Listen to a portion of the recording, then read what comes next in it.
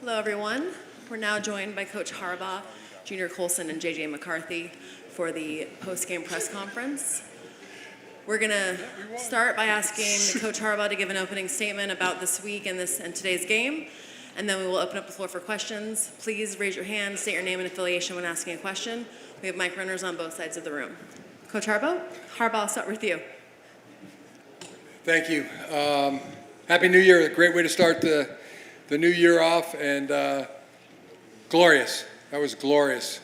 It was a tremendous football game. Congratulate Alabama on a terrific game, and their great players and coaching staff and their fans. That was an epic game, and glorious is how I feel. That was a tremendous win. Thanks, Coach. Our first question will come here from the front. Thank you. Coach Harbaugh, Jim Trotter, The Athletic. Wanted to ask you, you talk a lot about getting to the apex, and you're as close as you've ever been on the collegiate level. I wonder what this moment means for you and what it would mean for you if you were to take that final step and win the national championship. Yeah, thanks, Jim. It's what it means to these guys, to our players the most, to them to be champions, for their parents to have their son be a champion, their brothers and sisters, their grandparents, for our coaches, for my kids, to have a dad, be a champion, and my parents, and just those people that get to feel what that's like. That's kind of long gone for me.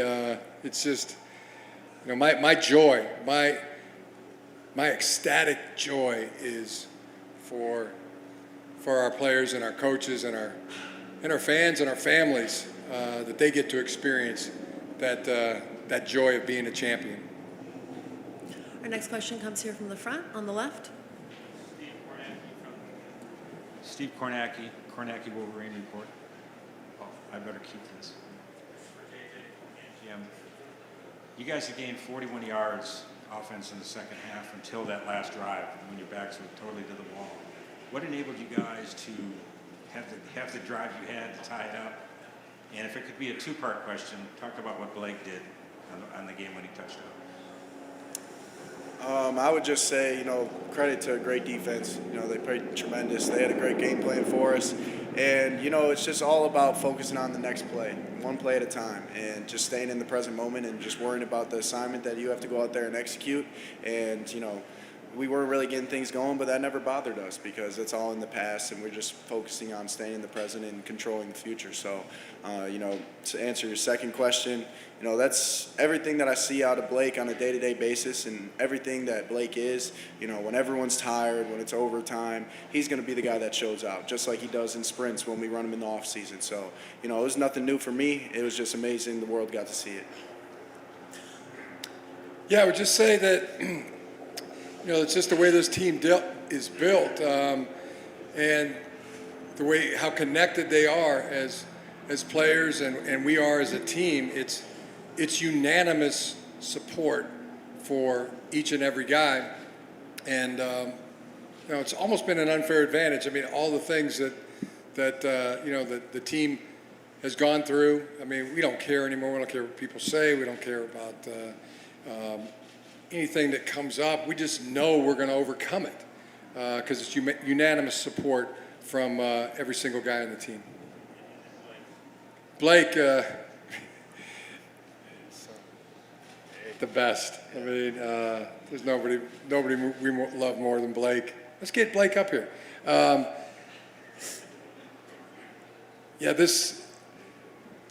the guys up front. I mean, the front seven in the defense. The coverage on the back end, our offensive line, our tight ends, our running backs, just the physicality. There was two teams that were really physical, really tough teams up front. I really felt this game was if ever a game was going to be won up front, it was going to be won with toughness and physicality, and our guys were just were just there in rhythm and got it done.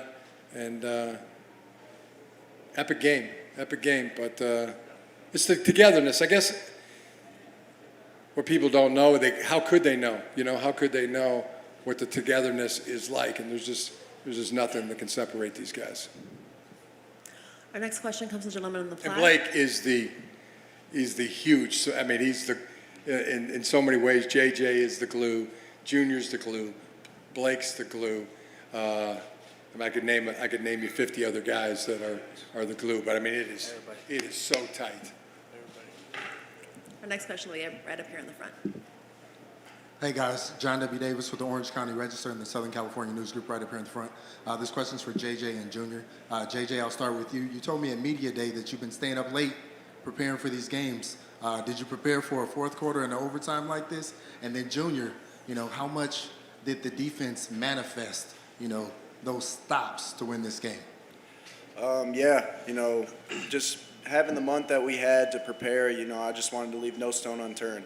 Going back to 2017, 2018, 2019, all the way up into the present moment, just, making sure that I was locked in on all cylinders in every situation, fourth quarter, overtime, fourth down, and that big completion to Blake, just everything about it was just making sure I was the most prepared guy on the field so I can go out there and help my teammates the best I can.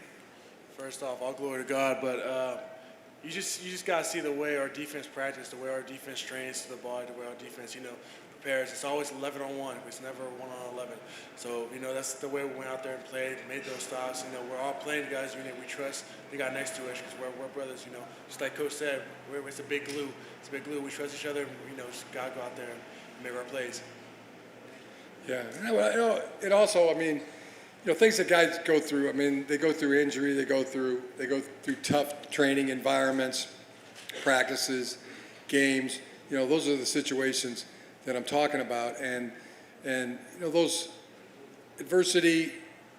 That's the adversity, and it unfair because our guys. They train so hard, like Junior says. They practice so hard. They play so hard, and it's their individual mental toughness that gets them through.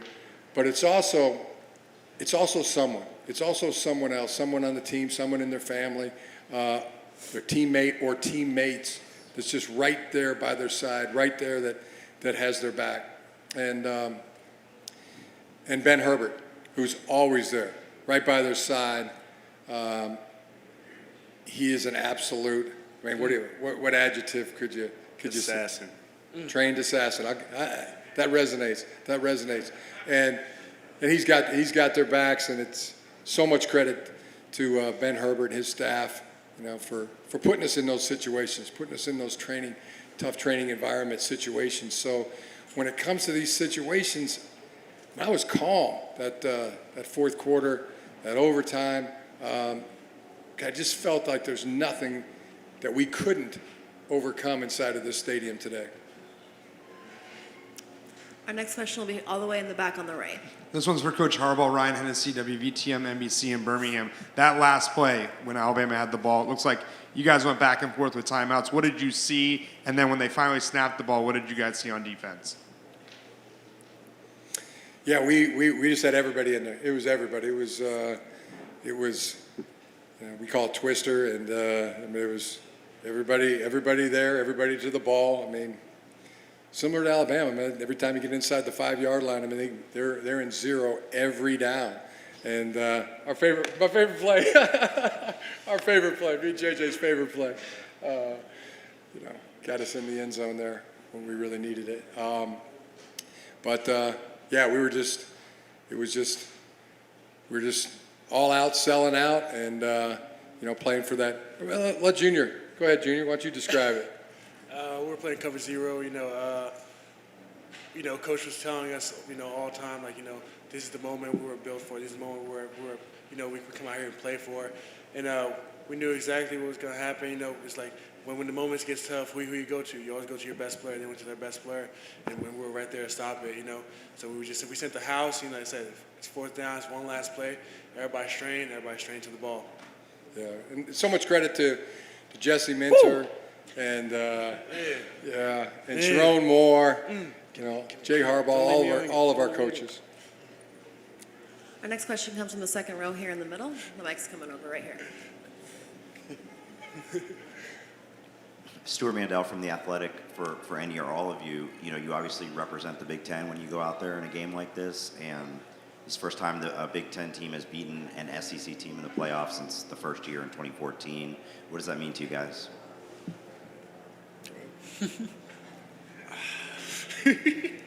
It just means everything, just think about how far we've come, all the, hardships that we went through as a team and as a brotherhood. Just being able to do it on this stage, it's been 26 years since Michigan won in this building, and, the second most appearance out of any college in the entire country playing in this game. So, it's just amazing the way it happened, but, ultimately it's everything that Coach said. We can't do it without the unity that we have. Everything that we went through this entire year, it made us unbreakable, and in the biggest moments we were going to show up. We have time for two more questions. We'll do one more right here. Coach Harbaugh, right here in front of you, LT Lewis at TT Sports, TD1, playing in the granddaddy of them all, the Rose Bowl. What does it mean to you and your coaching staff? That's my first question. Glorious. It was right where we wanted to be. It's everything that we worked for, everything that we prepared for, everything we hoped for, everything we trained and strained for it, and the team just was not going to be denied. JJ said it when he walked off this same podium last year in the semifinal game and said we're going to be back. And what he told me was not only are we going to be back, we're going to win. And there he did, and in overtime against Alabama, I think the last quarterback to win in overtime against Alabama was none other than Tom Brady. And I've said it before, but this is right here. This is the greatest quarterback in University of Michigan football, college football history. Got a long way to go to get to get where Tom Brady eventually got to, which is the GOAT. I mean, he's lapped the field when it comes to that. But in a college career, there's been nobody at Michigan better than JJ. And I know we talk about an amalgamation of quarterbacks. He is that guy. And my guy Junior Colson, man. I mean, was it all worth it? I mean, It's always all the training. It's always worth it. Always. It's been worth it. And then my last question for JJ, your offensive line, when you had to have ball control, run the football, able to throw the football, talk about them. What made it so special for you to be back there knowing that the guys don't give you time to make the play you have to make to win the game? I mean, the offense doesn't go unless those big boys go. And that's just been, Coach Harbaugh mentioned it. This game was going to be won in the trenches. And I feel like, they did a tremendous job taking out two great edge rushers, two great interior guys. I've had people reach out to me, like Brad Nessler, great guy, love him. He said, watch out for 15 and 41. They're coming for you. And, I never really felt them all game just because of the tremendous job that Ladarius did and Trente did and, Keegs, Nuge, Carson stepping up in a big-time role. Like, everything about that, unit just meshes so well together, through the adversity with Zach going down. And, just all the credit goes to them. That's the heartbeat of our team. Blake would stand up here and say the same thing. Those big boys, we owe it all to them. The last question will be from Rachel right there in the second seat there. Hi, Rachel Bachman from the Wall Street Journal. Congratulations, Coach. There's a lot of interest in your future. I wonder if you can tell me what the chances are that the championship game might be your last one at Michigan. Boy, my future consists of a happy flight back to Ann Arbor, Michigan. Can't wait. Okay, that'll be our final question. Thank you, everyone, for joining us. We appreciate you for covering this year's college Have a football great rest playoff of your at the night. Rose Bowl.